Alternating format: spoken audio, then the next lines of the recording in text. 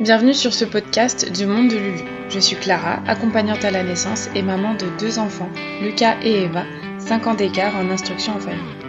J'ai créé ce podcast pour parler de façon positive de la grossesse, de l'accouchement et de parentalité. Le but, c'est d'écraser les clichés pour reprendre confiance en soi et en son corps. Tu trouveras ici des témoignages personnels, des réflexions professionnelles, des discussions intimes ainsi que des interviews. Et ce, en toute bienveillance. Sache que chacun de ces épisodes sont le fruit de mon propre cheminement, autant personnel que professionnel. Je te propose de m'y accompagner au fil de tes envies. Je te souhaite une belle écoute. Bonjour à toutes et à tous, bienvenue dans cet épisode, le 2e épisode de Parole de Pro. Aujourd'hui, on va parler du sport pendant la grossesse et le postpartum. Alors du coup, oui, je suis la première à avoir arrêté le sport durant ma 2e grossesse. C'était une grossesse fatigante et j'avais vraiment l'impression de ne pas avoir assez d'énergie. Et du coup, la reprise a été très compliquée. Et du coup, j'ai invité Clarisse, qui est coach sportive. C'est ça, je ne me trompe pas. Bonjour Clarisse, petite présentation, vas-y, dis-nous qui tu es. Bonjour Clara, merci pour l'invitation. Ça me fait très plaisir d'échanger avec toi et de pouvoir partager tout ce que je connais et tout ce que je sais avec ton public. Avec plaisir. Alors oui, effectivement, je suis coach sportive, même si maintenant je suis en train de changer, on va dire, la dénomination de ma profession. Oui. Puisque j'accompagne vraiment les mamans de manière globale. Et donc, voilà, maintenant je m'appelle moi-même expert bien-être pour les mamans. Parce que au-delà de juste, entre guillemets, accompagner sur le sport, je vais également accompagner Oui. au niveau alimentation, au niveau du sommeil, au niveau de gestion du stress. Beaucoup aussi sur l'état d'esprit, les pensées, les injonctions qui viennent de la société, de la famille, des amis, enfin des réseaux aussi. Et aussi sur l'organisation. Parce que voilà, l'organisation dans une vie de maman, c'est je pense, le nec plus ultra. Euh, et donc, j'ai été coach sportif pendant 10 ans. Et je me suis vraiment spécialisée en pré et en postnatal suite à ma grossesse. Où j'étais au bout de ma vie, je pense, pendant le premier trimestre. Je me suis demandé ce qui m'arrivait. Et comme j'étais une des premières dans mon entourage ou dans mes amis à être enceinte, bah, j'avais pas vraiment de personne avec qui échanger, de personne pour me dire si c'était, entre guillemets, normal ou pas. Et puis, dans mon domaine, dans le sport, il y avait vraiment tout et rien. Et donc, j'avoue que comme je savais pas trop, j'ai pas trop fait. Et quand j'en avais parlé à ma gynéco, elle m'avait dit, bah, c'est vous l'experte, vous devez savoir. Et j'ai fait, non, moi, je sais pas. Et donc, je me suis dit, si même moi, en tant que coach sportif, je ne sais pas quoi faire en termes de mouvement et d'activité physique, je dois clairement pas être la seule. Et donc, j'ai profité de ma grossesse pour me former. Et je suis même devenue formatrice pour les coachs sportifs par rapport à ce domaine-là. Alors, le prénatal, c'est une chose. On en parle, je pense, beaucoup. Par contre, ce dont on ne parle pas assez, je trouve, c'est vraiment le post-natal. Ouais. Parce que, enfin, on en parlera très certainement dans l'épisode, mais voilà, être maman, ça devrait se faire comme ça, du jour au lendemain. On devrait avoir l'instinct et la fibre maternelle et se donner corps et âme pour son enfant, enfin voilà. Et je trouve que et c'est pour ça que moi j'ai réorienté vraiment mon accompagnement pour les Ouais. mamans. Mais j'ai toujours à cœur aussi d'aider les mamans qui sont enceintes, dont c'est la première grossesse ou la 2e ou 3e ou 4e, etc. Quoi. Donc voilà, et j'ai un accompagnement qui se fait en ligne. Et c'est super pratique pour les mamans parce qu'elles peuvent faire leur séance de sport depuis la maison avec une application où tous les exercices sont en vidéo. Donc elles ne doivent pas commencer à chercher comment faire.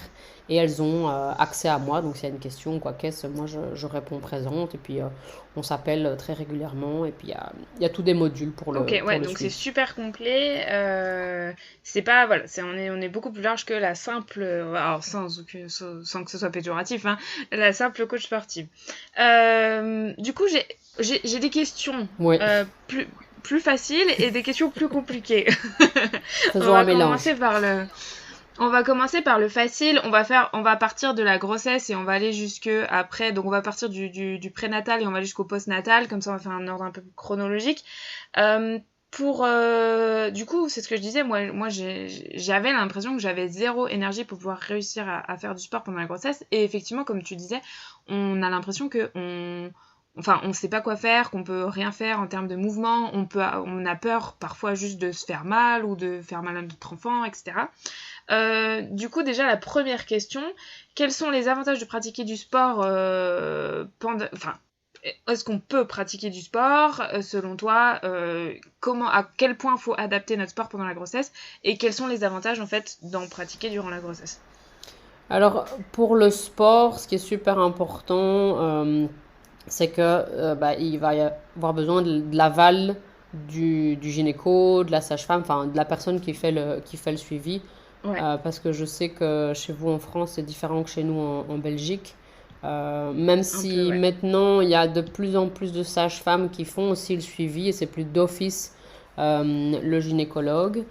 Euh, mais c'est super important d'avoir leur aval parce que, admettons qu'il y ait eu par exemple multiples fausses couches ou qu'il y ait un placenta prévia ou qu'il y ait de l'insuffisance cardiaque ou qu'il y ait des soucis lymphatiques. Enfin, voilà, tout ça, on peut pas faire n'importe quoi. Et donc, c'est quand même super important d'avoir cet accord du médecin. Si Ouais, accord, alors là, à ce moment-là, qu'est-ce qui est important de faire? C'est de regarder le passé sportif de la personne. Alors, tu me diras, si quelqu'un n'a pas de passé sportif, qu'est-ce que la personne peut faire? Ah ben, elle peut déjà faire de la marche. La marche, c'est super. Enfin, c'est tellement ouais, bénéfique, que ce soit en termes d'énergie, en termes de dépenses, en termes de bien-être, parce que marcher, c'est super relaxant. En plus, si on fait ça dans la nature, ça apporte plein d'autres bienfaits. Après, ça va dépendre aussi en fonction des affinités de la personne. Est-ce qu'elle aime aller nager? Est-ce qu'elle aime faire des activités en groupe? Est-ce qu'elle aime faire du vélo? Est-ce qu'elle a envie d'être seule chez elle, à faire une vidéo, je sais pas, moi j'invente sur YouTube. Voilà, ce qui est important, c'est quand il n'y a pas spécialement de passé sportif, c'est de se dire, ben, ok, si j'étais pas enceinte, qu'est-ce que j'irais commencer comme activité physique? Alors clairement, CrossFit, course à pied sont des choses à bannir. oui, Euh, Quand on n'a pas de passé sportif, hein, oui, j'insiste oui, oui, bien. oui, oui, oui. Quand on n'a pas l'habitude de faire ce genre d'activité. Voilà. Par contre, une novice qui est enceinte et qui a envie de faire des circuits training, donc des enchaînements de différents exercices, elle peut sans problème le faire, en étant toujours bien évidemment à l'écoute de ses sensations, de son corps et de sa fatigue. Ça, c'est super important. Ouais, Euh, une personne qui a un passé sportif plus important, donc qui, je sais pas moi, fait de la course à pied régulièrement, qui fait de la natation, qui fait du crossfit, qui fait de la boxe, enfin voilà, elle peut continuer sans souci la même activité qu'elle faisait, de nouveau avec le même principe, c'est d'être à l'écoute de son corps et on oublie tout ce qui est performance. Donc on est vraiment dans le paramètre santé et qu'est-ce que je vais faire? Ben, c'est quand je commence ma grossesse, au fait, je démarre au top de ma performance et je vais faire quoi? Ben, je vais tout doucement diminuer ce que je fais. Et c'est vraiment ça qui est important. Alors je sais que pour beaucoup de femmes sportives, c'est parfois très compliqué, surtout au niveau de l'ego. oui, Mais voilà, ça va être la qualité du mouvement qui va primer au-dessus de la quantité de la charge ou même la quantité de répétition ou que sais-je. Euh, Maintenant, il y a des personnes qui, sans souci, ont fait des semi-marathons ou qui ont fait des CrossFit Games pendant leur grossesse. Pourquoi? Parce elles étaient déjà entraînées.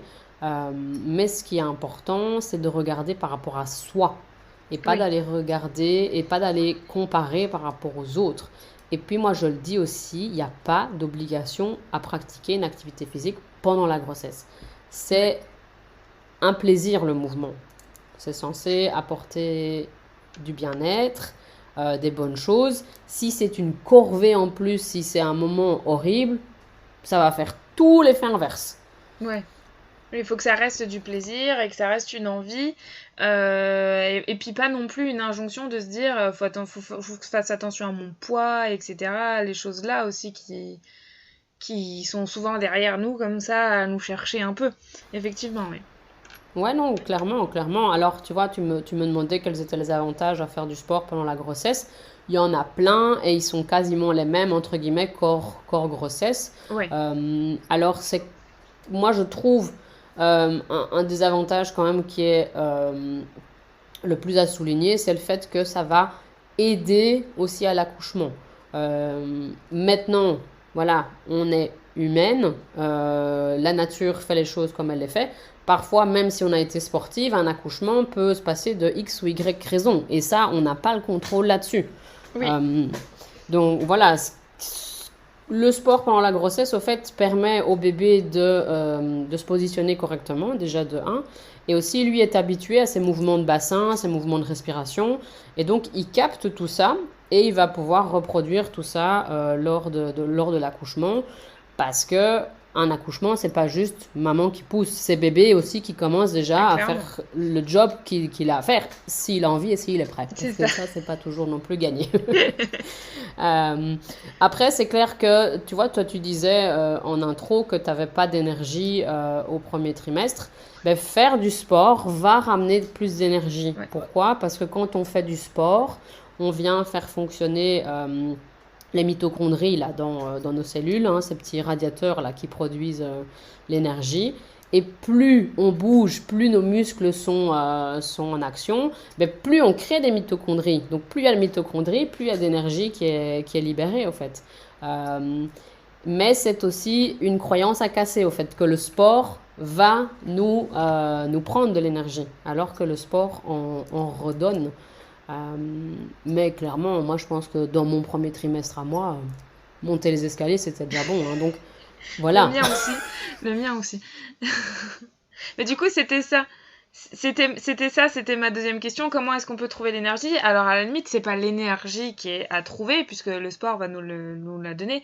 C'est comment pallier à, je sais pas dire autrement que la flemme, ou se dire, on va se dire d'un côté, j'ai envie de bouger un peu parce que bah ça va me faire du bien. On sait que ça fait du bien. Au fond de nous, on le sait.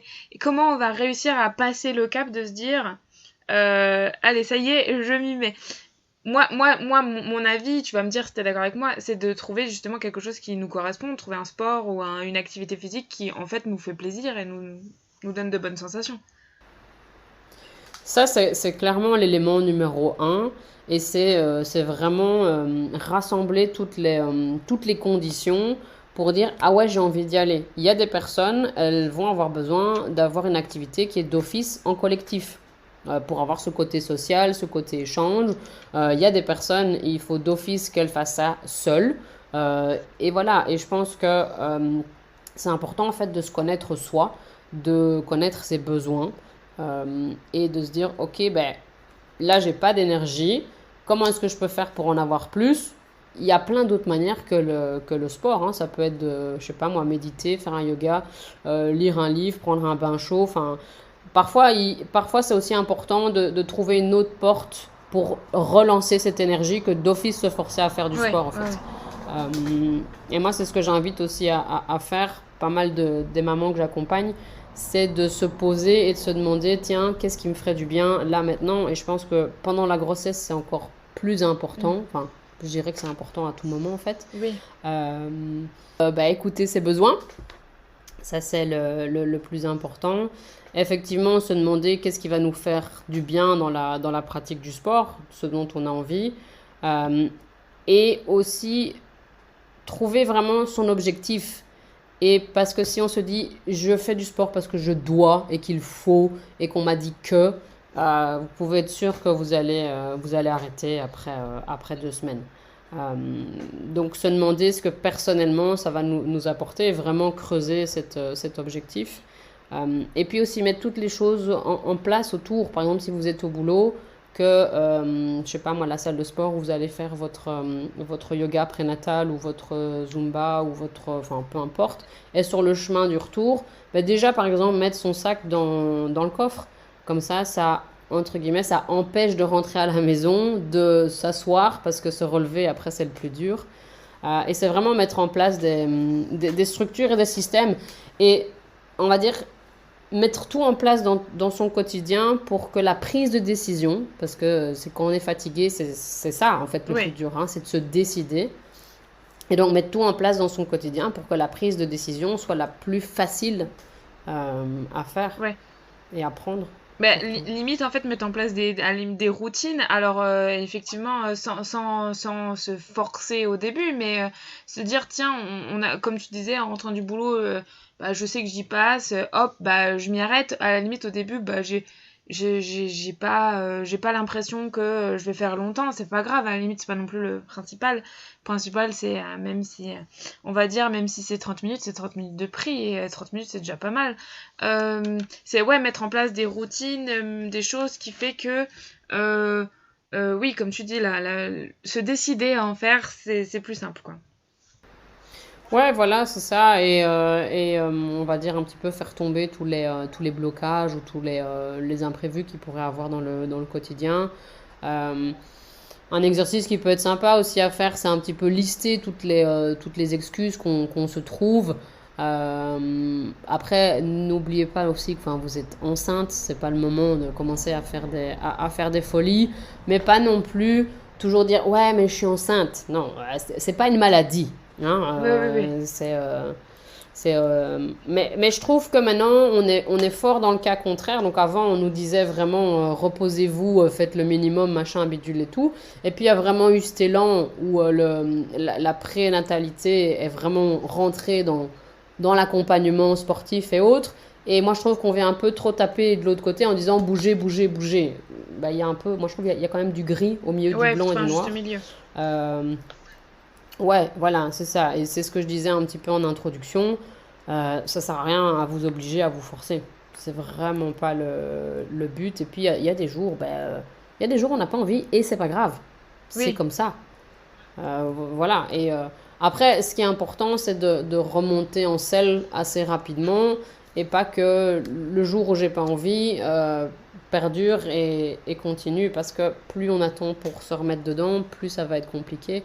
Et moi, je pense aussi un truc qui est super important, c'est de bien s'encadrer pendant sa grossesse, d'oser poser des questions. Euh, et, euh, et voilà, et se lâcher la grappe. Tu parlais du poids, par exemple. Moi, c'est vrai que c'est un truc qui m'a tendu à chaque fois que j'allais chez la gynéco. C'était cette montée sur la ouais. balance. Ça attend beaucoup de femmes. Euh, alors, ouais, et après, en même temps, je comprends, entre guillemets, les gynécos, mais je pense il y a tellement une manière plus humaine de faire passer le message.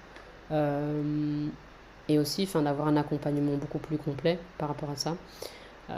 Et que du poids pendant la grossesse, ben, c'est important d'en prendre parce qu'un bébé, ça va pas se créer Donc comme c'est ça tout clair, hein, ça seul. demande de l'énergie, tout ça on l'a en mangeant, etc. Enfin, je veux dire, c'est logique quoi.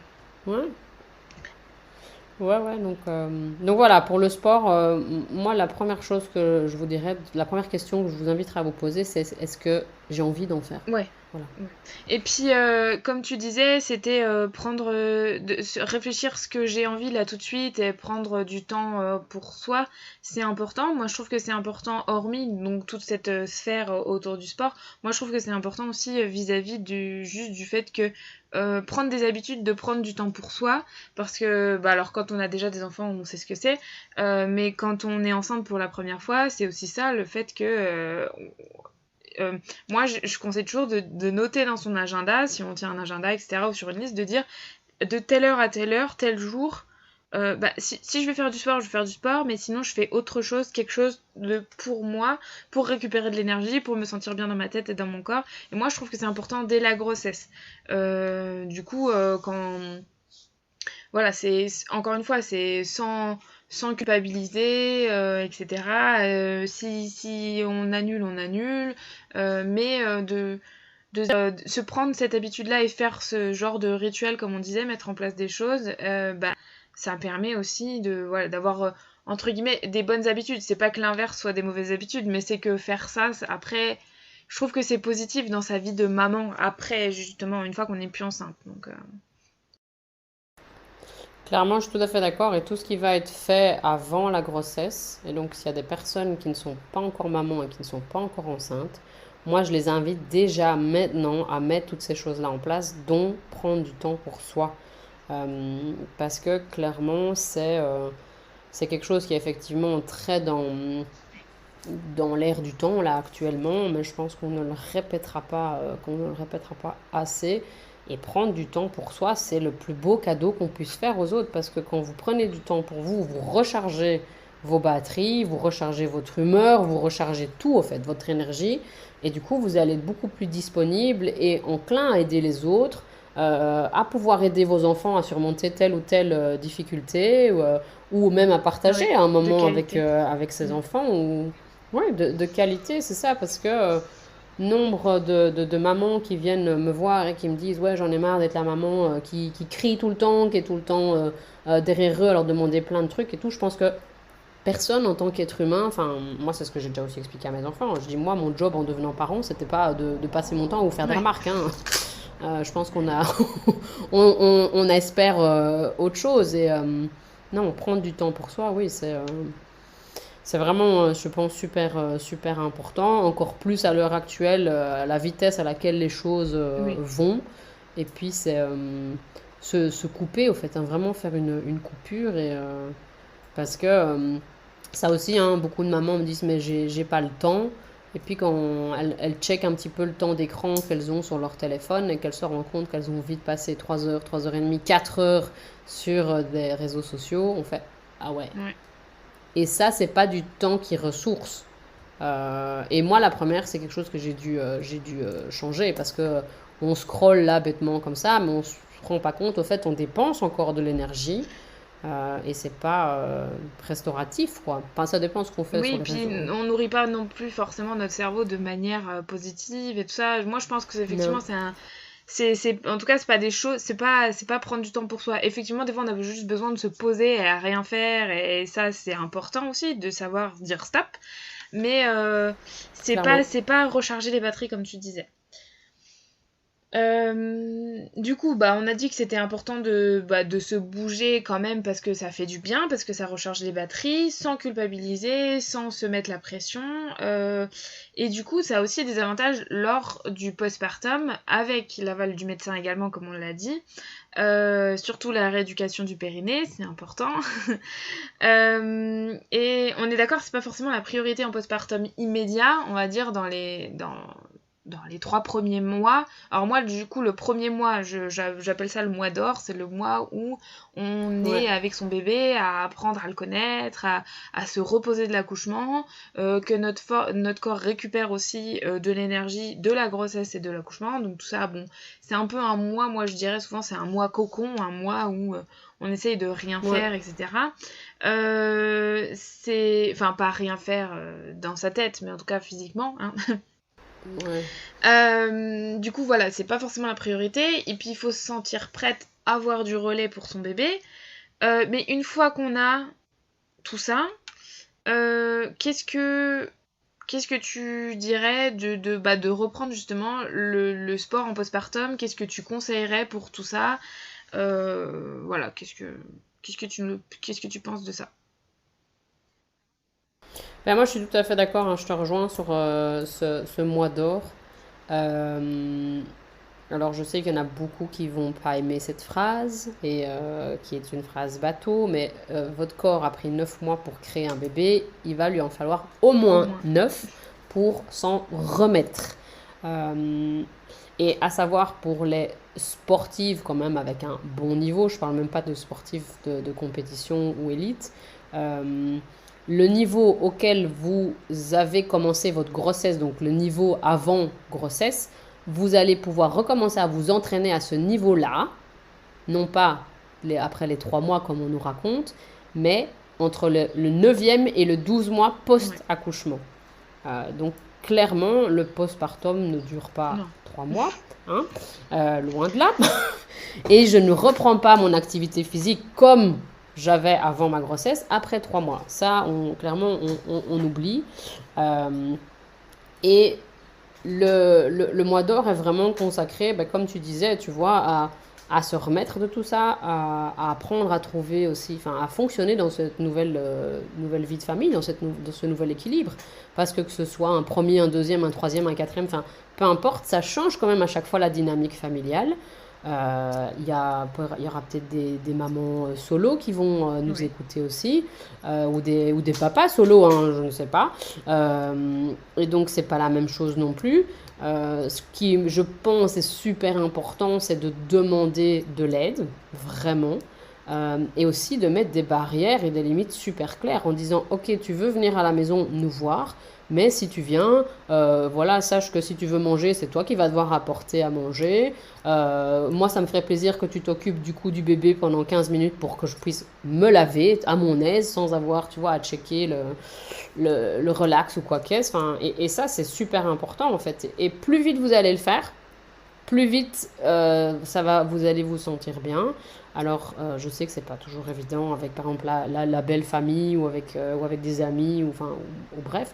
Mais voilà, ce sont des choses qui se font. Et plus vous vous respectez, plus vous allez être dans une bonne énergie aussi. Parce que ne pas se respecter, c'est aussi un truc qui bouffe énormément d'énergie. Pourquoi? Parce qu'on a ces pensées là qui viennent nous mettre du grabuge dans la tête et ça bouffe mais une énergie mais Ouais. de Mais, dingue et en puis fait. plus on se respecte, plus les autres vont aussi avoir tendance à nous respecter. Et puis plus, comme tu disais, poser des limites dès le début, moi je trouve que c'est important d'expérience, parce que c'est aussi ça, hein, on peut parler de sa propre expérience personnelle. Moi d'expérience avec ma belle famille, au début tout le monde était beau, tout le monde était gentil, j'ai pas posé de limites au début, et après, bah, ça a empiété, ça a empiété, ça a empiété, et ça marche pas forcément mieux en laissant faire les choses, et c'est beaucoup plus compliqué de dire les choses une fois qu'elles sont bien. Donc autant dire les choses dès le début, de mettre en place. Moi ça je valide 100% ton discours. Moi quand je conseille d'anticiper le postpartum, c'est des choses que je conseille de dire. Bah voilà, on fixe des limites dès le début en ce qui concerne les visites, en ce qui concerne l'aide du quotidien quand on a un bébé. Euh, voilà, c'est effectivement je valide 100%. Non, non, mais clairement, et même avec le coparent ou la coparente, ou peu importe avec qui, ou même avec soi-même, si on est dans un mode solo, c'est un petit peu faire l'état des lieux, de se dire, ok, mais comment déjà de un, je vois la grossesse, parce que ça, c'est vrai qu'on n'en a pas non plus spécialement parlé par rapport à quand c'est en couple, ou même solo, quelles sont mes attentes, mais surtout, pendant la grossesse, déjà de parler de quand bébé sera là, et dire, ben, quelles sont toi tes attentes, comment tu vois les choses, tu vois. Euh, Parce que après, allaitement, pas allaitement, allaitement mixte, enfin, comment est-ce qu'on fait, la nuit, comment est-ce que ça fonctionne, enfin, et parlez-en avant, parce que une fois que bébé est là, là-haut, ça va être complètement le Ouais. mishmash. Et alors, je vous raconte pas, parce qu'il y a fatigue, c'est normal. Et quand il y a fatigue des deux côtés, la communication, en général, c'est un peu comme sur Canal+, hein, quand c'est brouillé là. Du coup, Exactement. anticiper, de nouveau, tout ce qui est fait avant n'est pas à faire au moment même ou après. Et comme tu dis, c'est comme les limites. Plus les limites sont claires et posées, et puis de nouveau, vous faites le plus beau cadeau, c'est de vous respecter vous. Pourquoi est-ce qu'il faudrait aller vous étriquer dans tous les sens? Et c'est toutes des valeurs que vous allez pouvoir transmettre à vos enfants aussi.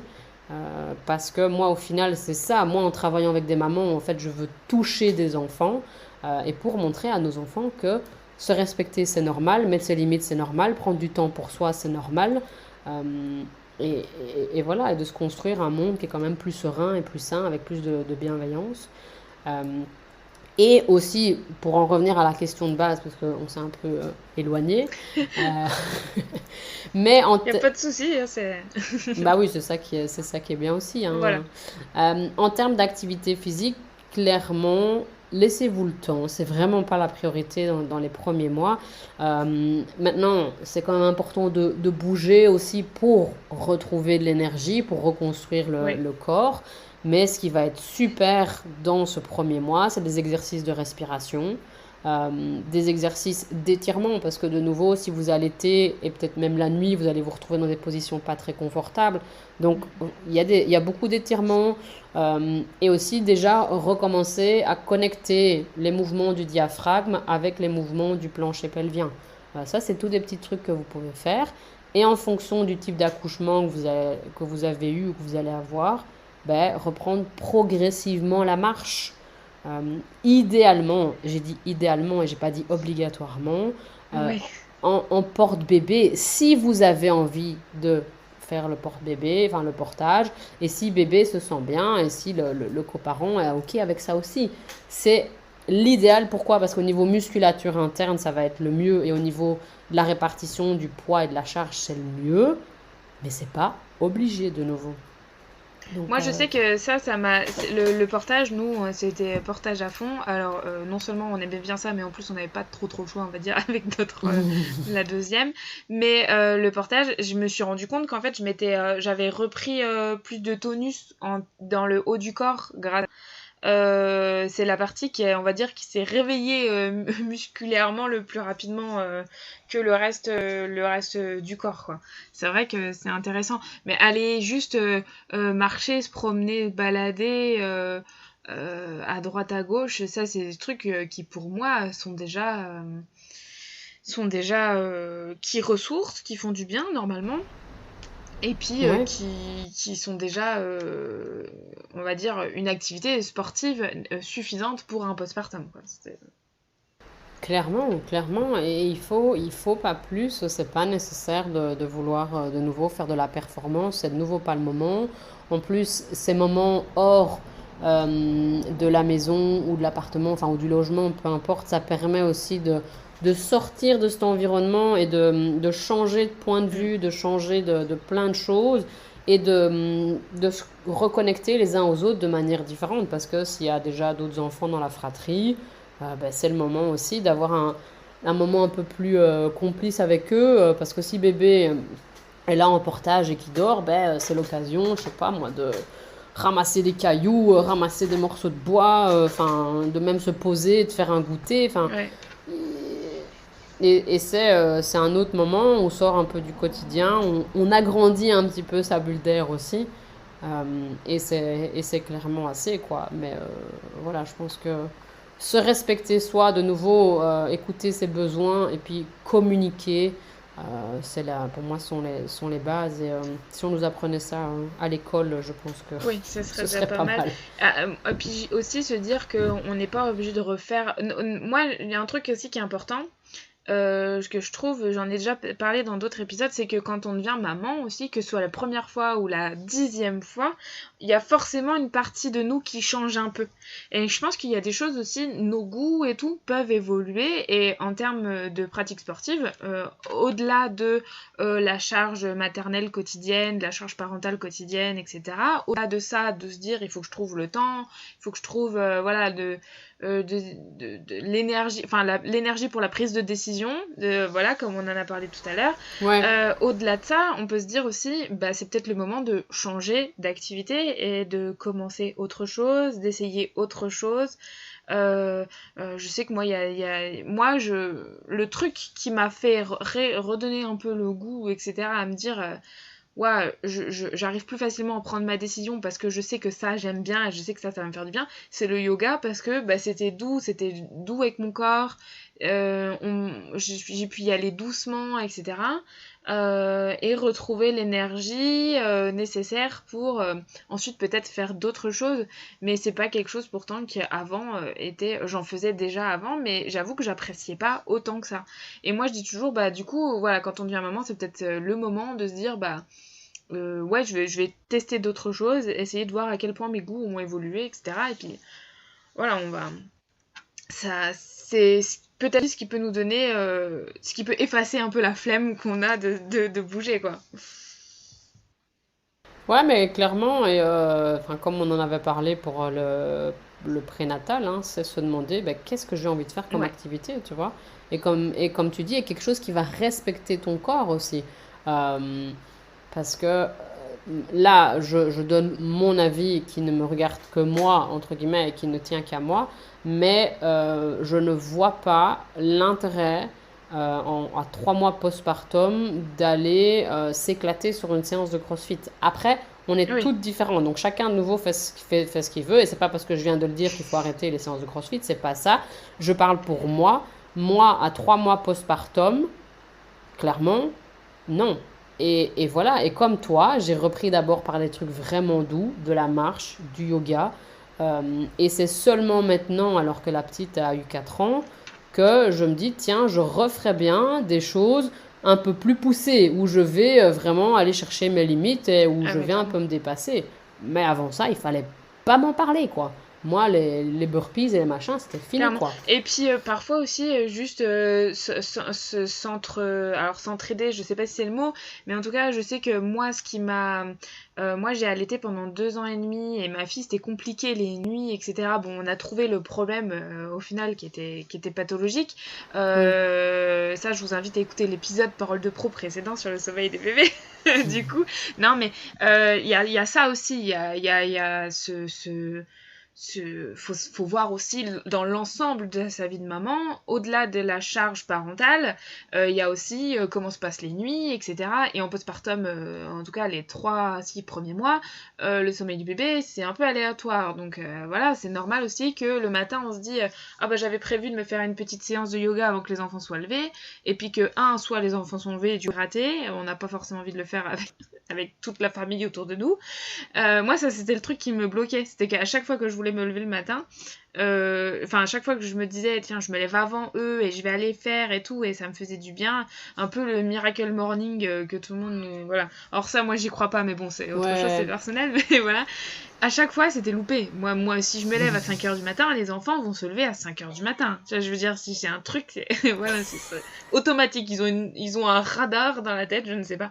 Donc du coup, ça me bloquait aussi. Et il y a un truc, c'est avec mon mari qui, il s'est dit, tiens, on fait ça.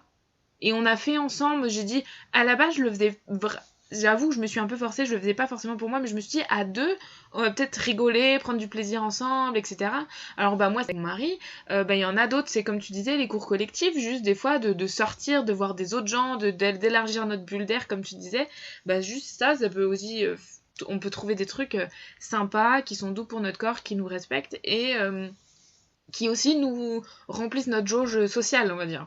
Ça, c'est aussi sympa. Ouais, clairement, oui, c'est le terme de ce qu'on appelle en anglais le workout buddy, le copain ou la copine d'entraînement. Et clairement, je pense que le conjoint ou la conjointe, dans un cas où on est un Oui, couple de effectivement. parents, euh, peut, peut effectivement être un moteur pour l'activité physique. Et c'est clair que si tous les deux sont dans la même dynamique, c'est beaucoup plus facile. Tandis que s'il y en a un qui est affalé dans le canapé et que l'autre lui dit allez viens on va se promener et qui fait non non je regarde encore un épisode, c'est un peu plus compliqué et pourtant ça a des bienfaits des deux côtés de bouger ensemble et d'avoir une activité physique et même une activité tout court Oui, entre parents, parce que même si les enfants sont là, au moins c'est un but oui. commun aussi, et c'est super important de se garder des trucs à deux. Euh, et, euh, et c'est vrai que moi, j'invite aussi souvent à laisser les enfants tourner autour de la séance et dans l'espace. Mais moi, c'est très clair quand je vais m'entraîner, parce que j'ai la chance d'avoir ma pièce à la maison où je peux le faire, et qui me dit je viens avec, c'est ok, mais tu t'occupes, moi je fais mon truc, je ne suis pas disponible. Et de nouveau, c'est mettre ses limites. Et c'est expliquer, moi j'ai besoin de ce moment-là pour moi, pour pouvoir me recharger, pour après pouvoir être plus disponible pour vous. Et en général, il s'occupe, mais je n'ai rien à dire. Même la petite de 4 ans, elle se crée des trucs. Et, enfin, du coup, elle a libre accès. La règle, c'est aussi que moi, je laisse, et ça, c'est intéressant pour, Oui, il y a du lâcher prise. voilà, apprendre à lâcher prise et à un peu arrêter de contrôler tout.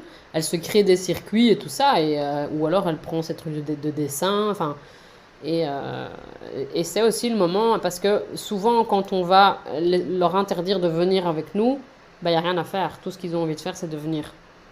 Alors que Bah oui. si on leur dit oui, ok, viens, il va venir, ou elle va venir, ou ils vont venir 2 minutes, et puis après, ils vont aller retourner vaquer à leurs occupations. Ils vont revenir faire un ou deux chiens tête en bas avec nous, et puis hop, ils repartent. Mais après, je comprends que ça ne convienne pas à tout le monde, hein. C'est ça. Mais à la limite, c'est des pistes aussi Oui, qu'on donne, qu'on ouvre. Faire du sport, entouré de ses enfants, en posant ses limites, comme tu dis. Faire quelque chose, trouver une activité qui nous convient entre conjoints, conjointes, etc.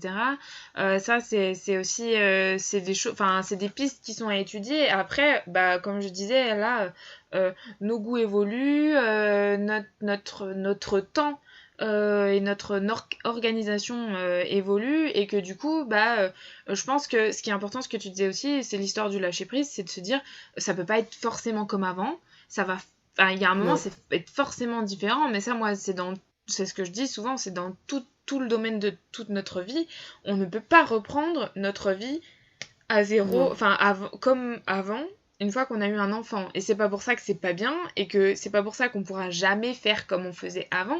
C'est juste qu'il va falloir mettre en place des choses qui vont être différentes pour pouvoir s'adapter à notre nouvelle organisation, à nos nouveaux goûts, à nos nouvelles envies. Et du coup, c'est ça aussi, c'est voilà, chercher, étudier les pistes pour pouvoir reprendre le goût à tout ça. Et parfois même, moi, avant d'avoir mon premier, j'avais genre zéro goût pour le sport. Mais genre zéro. Enfin, en plus, j'ai été élevée avec mes parents, on allait faire des randonnées et tout, où limite j'en étais dégoûtée. Voilà. Ça me saoulait et j'étais plutôt, voilà, le cul sur le canapé, il faut l'avouer, hein. Mais après le deuxième, je me suis mis au sport et du coup, pendant ma grossesse, enfin, après le premier, je veux dire, et du coup, pendant la grossesse de ma deuxième, j'ai arrêté parce que j'étais genre. Je n'avais pas quoi, j'ai pas trouvé le truc qui me convenait. Ça m'a manqué en fait. Et après, en plus, la reprise a été super Ouais. difficile. Et aujourd'hui, je disais tout à l'heure, encore une fois, il y a des choses que je faisais avant et qu'aujourd'hui je ferai plus, quoi. Voilà, j'ai plus ce goût du sport à me dire je vais pousser mes limites, je vais y aller, etc. Non, moi je veux juste faire un peu pour me sentir bien dans mon corps, bien dans ma tête, vider l'esprit. Et je sais que ça fait du bien aussi à tout mon corps, à son mécanisme, etc., quoi. C'est pour faire du tout en un, quoi. Mais clairement, après, je pense que malheureusement, dans nos pays, enfin, ici en Belgique et en France, on a une très mauvaise éducation par rapport au sport. Euh, enfin, vous avez plus de moyens, vous, en France, par rapport au sport que chez nous, mais je pense que si on regarde les statistiques en termes d'obésité infantile, que ce soit chez vous ou chez nous, Oui. ça va faire peur. Euh, Franchement. Pourquoi? Parce qu'on est une génération de parents, pour beaucoup, qui ont été dégoûtés du sport. De par, parfois, malheureusement, nos propres parents qui pensaient bien faire, hein. Le but n'était pas non plus Non, de nous torturer. Euh, les cours à moi l'école aussi, clairement. hein, combien n'ont pas été traumatisés? Oui, c'est pour beaucoup, hein. Je discutais encore la semaine passée avec une dame.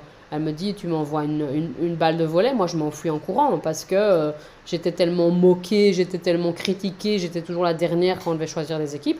Et il n'y a rien à faire, ça laisse des séquelles au fait. Et c'est malheureux. Et du coup, moi, je comprends tous ces parents qui ont été traumatisés par le sport, qu'ils vont pas se dire, allez, pump it up, on y va, on est parti, on va taper un 10 km Ah à ouais. pied. Et que c'est important de reprendre petit à petit. Alors clairement, enfin, je ne vais pas ne Bah pas oui, dire oui. qu'il ne faut pas bouger, hein, loin de moi l'idée, mais c'est plus de se dire, ok, comment est-ce que je peux inclure plus de mouvement dans mon quotidien et déjà recommencer par ça, hein, se dire, ok, je me gare plus loin aujourd'hui, ou si vous allez en transport en commun, je descends un arrêt plus tôt. Ah ben tiens non, j'arrête les escalators et les ascenseurs. Ok, avec les enfants, cette semaine, comment est-ce qu'on pourrait, je sais pas moi, sur la semaine, accumuler 10 000 pas tous ensemble. Enfin, et il y a plein de choses comme ça. Et une fois que vous posez des questions à votre cerveau, en fait, votre cerveau, c'est une machine incroyable à créativité. Euh, et c'est plus se dire, tiens, comment est-ce que je peux faire pour bouger plus aujourd'hui, en fait. Déjà, rien que ça. Ouais, c'est ça. Et le mouvement amène le mouvement, hein. Ouais. Mais je suis d'accord avec toi. Encore une fois, un exemple ici. La petite, nous, elle a 3 ans et demi. Le grand, il a 8 ans. Et du coup, c'est pas un sportif, c'est pas un gamin qui va aimer aller particulièrement. Alors bon, il va pas à l'école, du coup, et on fait l'école à la maison. Du coup, Ouais, effectivement, dans la cour de récré, ce serait pas le gamin qui irait jouer au foot, tu vois. C'est pas son style. Lui, voilà. Et puis bon, il tient peut-être un peu ça de sa mère. Sa mère, elle a peur du ballon, hein, vous voyez. Mais ça, je pense que, comme tu disais, c'est des restes de l'école, hein. Moi, c'est un ouais. truc. J'étais à l'école et j'étais toujours, comme tu disais, la dernière choisie pour faire des équipes, nulle au ballon. Genre, en plus, j'ai zéro réflexe, donc, enfin, voilà. Mais ça c'est des choses qui s'améliorent, hein, qui s'entraînent, mais voilà. Donc, et le truc qu'on a fait, c'est que, bah, il voulait un peu. Il aime bien le foot. Alors, Ouais. très étonnamment, parce que nous, c'est vraiment pas notre truc, mais bon, voilà. Et il a dit, ah bah j'aimerais bien, du coup, il voulait juste au moins apprendre à tirer, quoi, à taper dans le ballon, juste, hein. Et on a un jardin, du coup, bah à la base, on faisait ça dans le jardin. Puis après, on s'est dit, on habite dans un village, comment ça s'appelle? Un terrain de foot un peu plus loin. Je sais pas, voilà, allez, moins de 2 kilomètres, on va dire. C'est bête, mais on s'est dit, bah, on va marcher jusque là-bas, faire une séance de foot là-bas et revenir jusqu'ici. Et c'était un moment en famille où on Ouais. faisait une activité sportive agréable, voilà. Et donc, comme tu dis, des fois, il suffit juste de réfléchir un peu et de se donner des petites étapes, pas petites étapes, et ça fonctionne en fait. Et même la petite, du Clairement. coup, de 3 ans, bah, elle marche et elle va. Voilà, et puis nous, bah, on rentre, on est crevé parce on a plus l'habitude, mais ça nous a tous fait du bien et on a passé un moment en famille. Donc c'était pareil, c'était encore une fois, c'est du tout en un, quoi. C'est clair, et c'est comme tu dis, c'est décortiquer la tâche au fait, et c'est de se dire, ben, ok, là aujourd'hui, à l'heure actuelle, je fais le bilan sur le mouvement que j'ai dans ma vie, qui est très pauvre ou très riche, et c'est se dire, ben, ok, je suis peut-être en très pauvre, comment est-ce que je pourrais faire pour être un peu moins pauvre en mouvement? Et Ouais. c'est juste du un peu moins ou du un peu plus, et c'est pas de je passe d'un extrême à l'autre, parce que là, vous allez juste vous casser la figure, hein, pour le dire poliment. Euh, c'est comme si, allez, je sais pas, j'imagine, vous avez l'objectif de monter l'Himalaya. Euh, vous commencez en bas, vous commencez pas en haut. Et vous allez y arriver en haut en mettant un pied devant l'autre et pas en sautant et en faisant des bonds de 10 km. C'est la même chose dans la vie de tous les jours pour n'importe quel objectif, pour n'importe quelle habitude et encore plus pour le mouvement. Euh, et je sais que beaucoup de gens abandonnent très vite parce qu'ils ne voient pas assez vite les résultats. Oui. Mais c'est pas parce que vous ne voyez pas qu'il n'y a rien qui se passe. Et c'est pas parce que la balance ne l'indique pas ou que le mètre ruban ne montre pas qu'il y a des centimètres qui ont été perdus que ça il n'y a pas. Oui. Juste analyser votre sommeil, votre humeur, votre irritabilité, votre faim, votre sensation de fatigue en fin de journée, enfin tout ça, même votre tonus, même votre essoufflement, votre respiration. Il y a plein de trucs et ça va très très très très vite. Franchement, si vous êtes à l'écoute de vous et que vous arrivez un petit peu à vous détacher des chiffres, parce que c'est vrai que c'est un truc auquel on a très fort été éduqué, le chiffré et le data.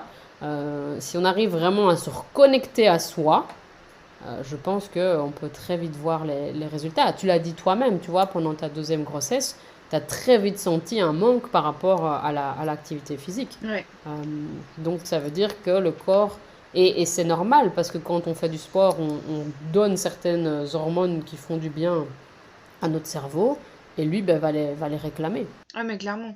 Mais du coup c'est pour ça que je voulais faire cet épisode avec toi parce que je sais que t'es pas le cliché un peu du coach sportif qui fait hey, toi tu vas bouger, tu vas te forcer, tu vas y arriver, tu vas voir ça va te faire du bien.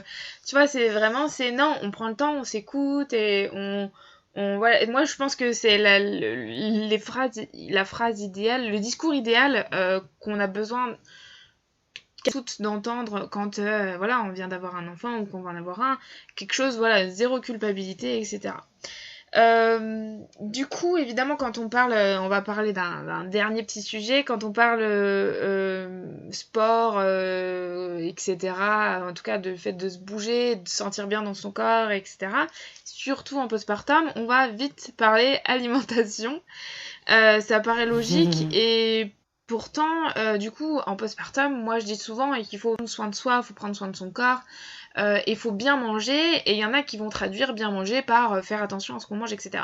Moi, ce que je dis toujours, c'est bien manger, c'est quoi? C'est manger à notre faim, correctement, et pas à l'arrache et sur le pouce, parce que on n'a pas le temps, parce que bébé pleure. Donc tout ça, c'est des choses effectivement qui s'anticipent, en tout cas pour le postpartum immédiat, de se dire quelle organisation je peux avoir et comment je peux faire en amont pour pouvoir avoir au moins des repas pour quand c'est juste pas possible de se faire à manger correctement.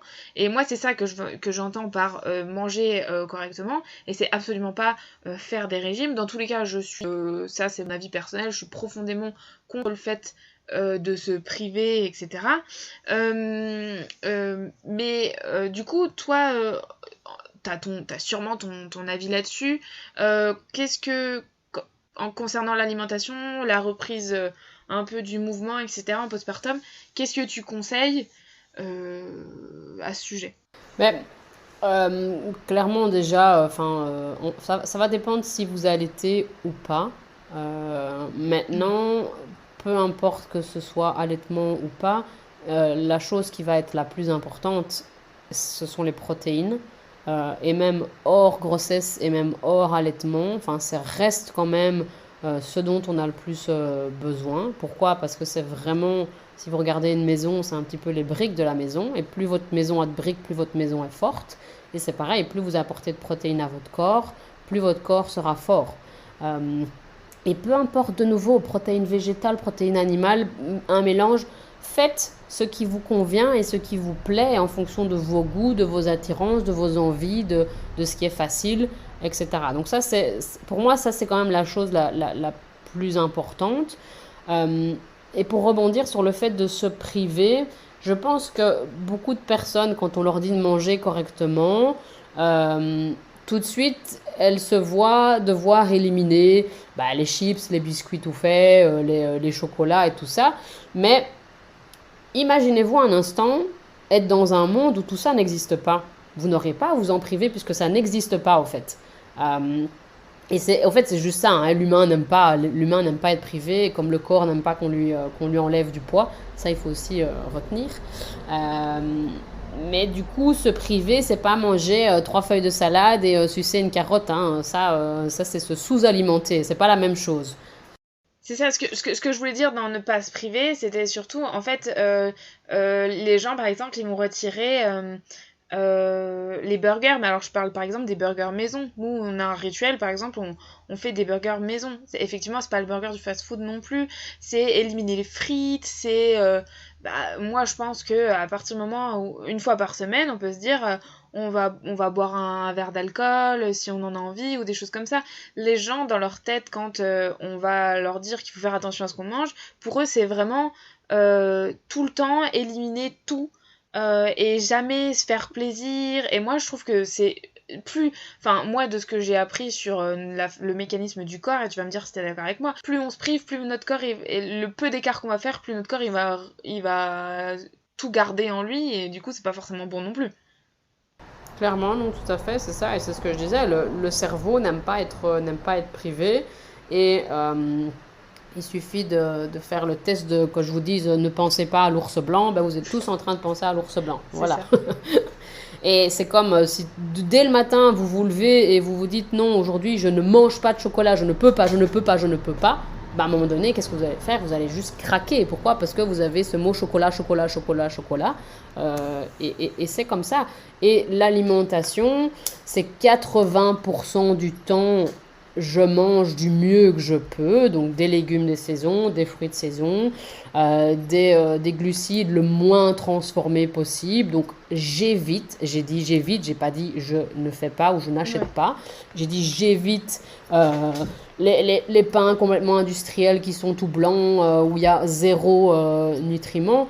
Parce que moi, souvent, on me dit manger bien, ça coûte cher. Et là, je ne suis pas d'accord. Parce que si vous achetez des aliments qui sont pauvres en nutriments, vous allez devoir manger plus pour être rassasié. Ou alors vous allez continuer à manger de la même manière, mais du coup vous allez manger beaucoup plus sur votre journée. Donc à un moment donné, la quantité de nourriture que vous achetez est plus importante. Et du coup, vos dépenses sont quand même quasiment les mêmes, voire plus que si vous manger plus sainement. Donc, manger sainement, non. Mais après, de nouveau, c'est chacun ses priorités. Et je ne suis pas là pour dire aux gens comment fonctionner et comment mettre leurs Non, on est d'accord. priorités. Euh, J'exprime juste mon point de vue par rapport à ça. Chacun, de nouveau, fait ce qu'il veut avec son argent. Mais une phrase, moi, que j'ai vue récemment sur les réseaux sociaux, si vous ne décidez pas d'investir dans votre santé maintenant, vous allez devoir le faire par obligation plus tard.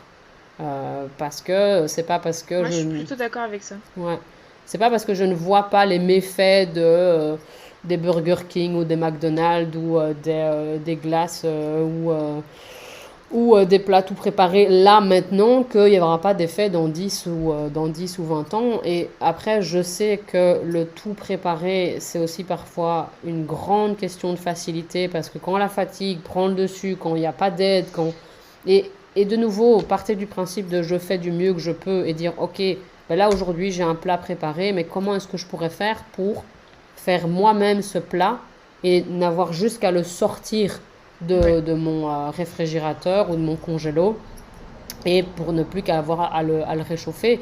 Et de nouveau, moi, c'est pour ça que j'aborde énormément l'organisation dans mon accompagnement, parce que c'est pour moi la clé. Ouais. Les priorités, on en a aussi un petit peu parlé, mais en termes d'alimentation, non, se priver n'amènera à rien du tout, à part juste vous faire stocker plus, être en déficit dans plein de choses, peut-être mettre à mal votre allaitement si vous souhaitez allaiter.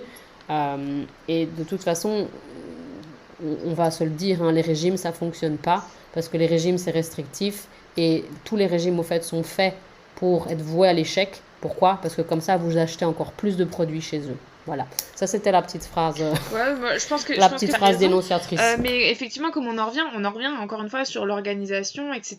Et moi, je pense que effectivement, comme tu disais pour l'histoire du goût du sport, quand on parlait du sport pendant pendant la grossesse, on disait se lister des choses sur lesquelles parfois on se donne des excuses. Alors des fois, on a des véritables excuses, effectivement, mais peut-être essayer de se dire, voilà, on liste les choses pour lesquelles on ne fait pas, par exemple, nous-mêmes, pour lesquelles on va plutôt acheter ça qu'autre chose, etc. On liste et après on essaye de réfléchir sur le sujet. Nous, là, clairement, depuis que on fait, alors ça c'est mon organisation personnelle, je vais pas dire c'est la meilleure au monde, mais c'est comme ça que chez nous ça fonctionne. On fait le menu à la semaine. Je n'achète Ouais, que ce que on ouais, va manger durant la semaine. ouais, Bon, alors, dans l'organisation idéale, ce serait de préparer en une seule journée, de faire du batch cooking et de dire, bon voilà, j'avoue que je l'ai fait un temps et que j'arrive plus vraiment à le faire, mais après, bon, moi je vis, je travaille pas en dehors de chez moi, du coup je peux prendre 10 minutes pour cuisiner ouais. avant, etc. Et depuis qu'on fait ça, non seulement on mange des meilleurs produits, des produits de saison, on mange pas de plats préparés, et en plus, on a fait des économies. On l'a vu, Ouais, et pourtant on est passé de 3 à 4 ouais. et on a moins cher sur les courses. Alors bon, là aujourd'hui, Mm. on a l'inflation, etc., qui n'arrange pas les choses. Donc on va forcément arriver à un moment où le budget course est important quand on est une famille. Mais euh, moi je pense que non, moi je pense que quand on fait maison, alors, je parle pas de forcément tout faire maison, effectivement, on est peut-être un peu dans l'extrême. Nous, on fait nos yaourts, mais c'est pour le plaisir gustatif, par exemple, tu vois, ça n'a rien à voir. Mais je vais pas dire à tout le monde, bah faites comme ça et pas autrement. Je dis juste que nous, depuis qu'on fait comme ça, bah ça nous coûte moins cher. Donc, pourquoi pas à la limite essayer, c'est un temps d'essai, de dire en termes d'organisation comment je peux faire pour m'organiser pour faire comme ça et manger plus sainement. Et manger plus sainement va nous apporter de l'énergie et du coup, bah l'énergie, c'était un peu le thème du podcast. Donc on revient à nos moutons au final, quoi. Enfin, je veux dire, voilà, on va Ouais. retrouver ce qu'il faut pour nourrir correctement notre corps, en fait, quoi. Mais clairement, tout à fait. Et c'est super important de comprendre que tout ce qu'on met dans notre corps, que ce soit, que ce soit ce qu'on regarde à la télé, que ce soit ce qu'on écoute aux nouvelles, que ce soit les gens qu'on fréquente, que ce soit l'environnement dans lequel on habite et que ce soit ce qu'on mange, va nous mettre de l'énergie ou va nous en enlever. Et Ouais. moi, bien évidemment, c'est mon point de vue, mais je ne vais pas aller couper dans mon budget alimentation pour, par exemple, m'acheter une plus grande télé. De nouveau, chacun met ses priorités où il veut. Voilà, ça c'est mon point de vue. Oui. C'est ma manière de fonctionner. Et pareil, nous on fait, tu vois, notre menu de la semaine avec la liste des courses qui est en fonction. Et il n'y a rien d'autre qui va dans le panier. Rien d'autre. Alors oui, il y a des extras. J'ai des chips dans mon armoire. J'ai j'ai de l'alcool. Par exemple, nous, tu vois, toutes les collations, on les fait maison parce que c'est notre choix. Mais nos enfants ont parfois dû transformer. Et c'est pas grave, c'est comme ça. Parce qu'il y a des moments où la vie vient se mettre dedans. Enfin voilà, j'ai eu un accident il y a 4 mois. J'étais plus si disponible que ça. Et donc, il faut aussi trouver un moyen d'ajuster, quoi. Oui, c'est ça. Et tout n'est pas Et figé, quoi. en fait, on en revient aussi. C'est ça, et on en revient au lâcher prise, comme on disait tout à l'heure, c'est-à-dire que on peut trouver une nouvelle manière de fonctionner pour avoir du temps pour nous, pour faire du sport, quelque chose qu'on aime, pour avoir une alimentation plus saine, et sans pour autant se dire c'est comme ça et ça doit jamais être autrement. C'est je mange ça et ça ne doit jamais être autrement, c'est je fais du sport tel jour et ça doit jamais être autrement. C'est ça aussi. Et de toute façon, la vie de parents est faite de... on peut pas faire exactement comme on veut, tout le temps. C'est juste pas possible parce qu'il y a des aléas de la vie, parce que, pour exemple, cet épisode de podcast a été enregistré pas le jour qui était prévu parce que mon fils s'est cassé la jambe. Et ben voilà, mon fils s'est cassé la jambe, il a fallu que on change notre organisation pendant un petit temps. Et c'est ça en fait, la vie de parents. C'est non plus se dire... devenir psychorigide à faire comme ça et pas autrement. C'est pareil sur l'alimentation, c'est pareil sur le sport, et c'est important de garder ça, et que si c'est pas fait comme on avait prévu que ce soit fait, ou si c'est pas fait comme fait d'habitude, et si c'est pas parfaitement sain ce qu'on mange, et si on va se manger un McDo parce qu'on est sur la route, et on va se manger un McDo parce qu'on est sur la route et que c'est pas grave, et on doit pas culpabiliser non plus. C'était ça aussi le message qui est important. Il y a des moyens il y a des solutions pour trouver du goût de faire le sport, pour retrouver de l'énergie durant sa grossesse et pendant son postpartum et pendant sa vie de maman tout court, retrouver du temps pour manger sainement, mais aussi de pas culpabiliser si c'est pas fait comme ça. Ouais, mais c'est ça, et c'est comme tu dis, au fait, tellement, enfin, c'est les montagnes russes, hein. Une fois, tout va aller parfaitement, et puis il suffit qu'il y ait un petit truc qui se mette dans l'engrenage, et ça capote tout. Et on a toujours le choix. On a toujours le choix sur n'importe quelle situation qui nous arrive. Comme tu aurais très bien pu, tu vois, choisir de garder l'épisode de podcast le jour où on l'avait décidé, quand ton fils s'est cassé la jambe. Mais non, tu as choisi autrement parce que tes priorités, tu vois, ont switché. Et c'est comme ça, nos priorités C'est ça. switch. Et moi, j'ai lu un bouquin qui s'appelle The One Thing, passer à l'essentiel. Il est en français.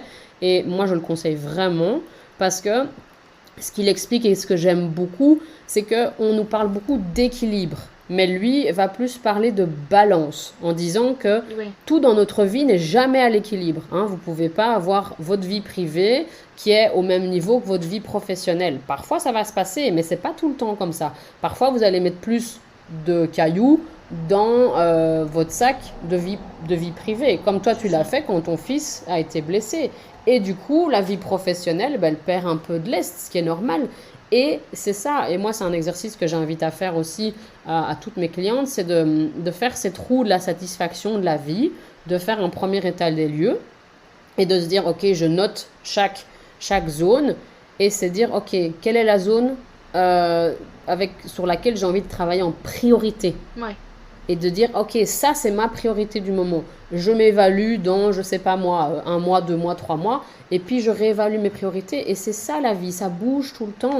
Et peut-être que le sport, là, à l'heure actuelle, n'est pas votre priorité. Eh bien, je veux dire, c'est pas grave. Voilà. C'est pas grave. Faites du mieux que vous pouvez. Pareil sur l'alimentation, pareil sur le sommeil. Enfin, Voilà, et je pense que beaucoup de gens seraient en meilleure santé, seraient en meilleure santé mentale aussi, s'il y avait moins d'injonctions qui sortaient de tous les sens et de partout. Et souvenez-vous de cette phrase, et moi c'est une phrase qui m'accompagne maintenant depuis quelques années, c'est «Je fais de mon mieux», parce que parfait n'existe pas, sauf dans le dictionnaire, ça j'aime bien le préciser. Et fait vaut mieux que parfait. Ouais. Donc voilà, demandez-vous ce que vous pouvez faire aujourd'hui un petit peu plus que hier, par exemple, ou différemment. Euh, et de se dire, ok, ben voilà, ici l'objectif, c'est pas de faire tout ce que Clara et Clarisse ont dit là pendant ce podcast et de commencer à remuer toutes les sphères, C'est ça. loin de là. C'est ça. C'est je prends ce qui me convient là maintenant Voilà. et réécoutez-le dans 6 mois parce que dans 6 mois, il y a autre chose qui va vous convenir. Et c'est comme ça. C'est comme ça pour des formations que vous allez faire, c'est comme ça pour des lectures que vous allez avoir, c'est comme ça pour des gens que vous allez rencontrer aussi. C'est ça. Et c'est comme ça pour tout. Ouais, le but c'était vraiment voilà, donner des pistes pour montrer que déjà qu'on est toutes dans la même situation, qu'on a tout un Clairement. moment, même des personnes qui sont extrêmement sportives, etc. On a tout un moment où voilà, on n'y arrive pas, on a l'impression que ça marchera jamais, qu'on n'aura jamais le temps de le faire, etc. Donc le but c'était voilà, de donner des pistes et de montrer que si c'est pas fait, c'est pas grave, mais il y a des solutions pour essayer de chercher si on en a envie à l'instant T, et que bah, de toute façon si c'est pas aujourd'hui, ce sera pas aujourd'hui, c'est autre jour, ce sera dans des mois, ce sera... Voilà, ça c'est... Ouais, c'était pas grave. Non, c'est clairement ça. Et je pense aussi un changement d'état d'esprit que vous pouvez opérer là déjà maintenant, c'est de plus regarder ce que vous faites plutôt que de regarder ce que vous ne faites Ouais. pas. Et de vous concentrer sur ces petites victoires, ces petits pas, et de se dire, ben, ok, aujourd'hui, je sais pas moi, prenez votre podomètre sur votre GSM et regardez, ok, aujourd'hui j'ai bougé 1000 pas, et ben demain j'en ferai 1001 par exemple, ou 1005, enfin Ouais. peu importe. Aujourd'hui j'ai mangé 2 repas maison sur les 4, ben demain j'essaierai d'en avoir 2,5 ou 3, enfin, et c'est comme ça, et ce sera peut-être pas demain, ce sera peut-être dans 6 mois, hein, mais voilà, et c'est de voir ce qu'on fait de bien, C'est ça. et pas d'aller s'auto-flageller là et dire ah t'as pas fait ça, t'as pas fait ça, t'as pas fait ça. Voilà, on va ça pour le mot de la fin, un pas après l'autre, j'aime beaucoup. Ouais, J'aime beaucoup. exactement. Bah, en tout cas, je te remercie. Clarisse, tu peux nous dire sur quel compte Instagram on peut te retrouver? Alors écoutez Je bien, parce que l'écrirai c'est un nom en description. bien belge. Donc vous pouvez me retrouver sur Insta, donc c'est @clarisse.vandendorp. Voilà. Mais vous aurez dans les Je commentaires, donc l'écrirai, vous aurez pour mon avoir nom. l'orthographe exact. Merci beaucoup, en tout cas, c'était très Voilà. intéressant. Je vais l'annoncer Merci à direct. toi. Ce podcast devait s'appeler Le goût du sport pendant la grossesse et le postpartum. Je vais trouver un titre parce que c'était beaucoup plus complexe que ça. Je m'attendais à ça Ouais. avec Clarisse pour suivre son compte Instagram. J'avais vu. J'ai choisi la bonne personne, je Ça crois, va alors. pour parler de ce sujet qui pour moi, voilà, c'est un sujet important parce que c'est des questions que je me suis posées personnellement et c'est comme ça de toute façon que je crée le podcast, c'est de me dire Ouais. qu'est-ce que moi j'aurais eu envie et besoin d'entendre à ce moment-là, en fait, simplement, et parce que, voilà, encore une fois, on est toutes dans la même situation. Du coup, voilà, je te remercie, c'était très ouvert, très complet, et j'espère en tout cas que ça va vous plaire. Bah, merci beaucoup Clarisse et à bientôt. Merci beaucoup à toi, c'était vraiment un échange super agréable. Au plaisir d'échanger les rôles si tu veux intervenir dans mon Avec podcast. plaisir. Et n'hésitez pas à nous faire vos retours en message privé. En tout cas, moi, Ouais. je suis toujours ouverte à tous les retours, tant qu'il y a de la forme. Hein, c'est tout ce que Oui, je c'est demande. ça, c'est ça. Vous pouvez ne pas être d'accord. Ce serait le plus beau cadeau que vous me feriez parce que comme ça, on pourrait créer un échange. Mais voilà, en restant correct. C'est on va ça, dire. c'est ça. Des critiques mais constructives. Euh, Ouais, voilà, c'est ça. Et qu'on puisse avoir un débat et une argumentation, parce que c'est de là, je trouve, qu'on s'enrichit Oui, le et puis plus. c'est un sujet qui a tendance à être où on peut Ouais. vraiment vite avoir des sujets, enfin des avis qui divergent. Et ce qui est normal, hein, c'est la vie. Mhm. Enfin, on ne peut pas tous être du même Bah avis. oui. Mais c'est aussi pour ça Ouais. que c'est important d'en parler et ça ouvre des pistes, que ce soit de notre côté ou de votre côté, ça ouvre des pistes de se dire. Bah voilà, moi je suis pas d'accord avec ça, mais pourquoi? Donc n'hésitez pas à laisser des commentaires, à nous envoyer des petits messages, et on vous dit à bientôt! À bientôt. Merci beaucoup. Ça y est, c'est la fin de cet épisode et j'espère qu'il t'a plu. N'hésite pas à t'abonner. En tout cas, à très vite ici ou sur Instagram. Plein de belles choses!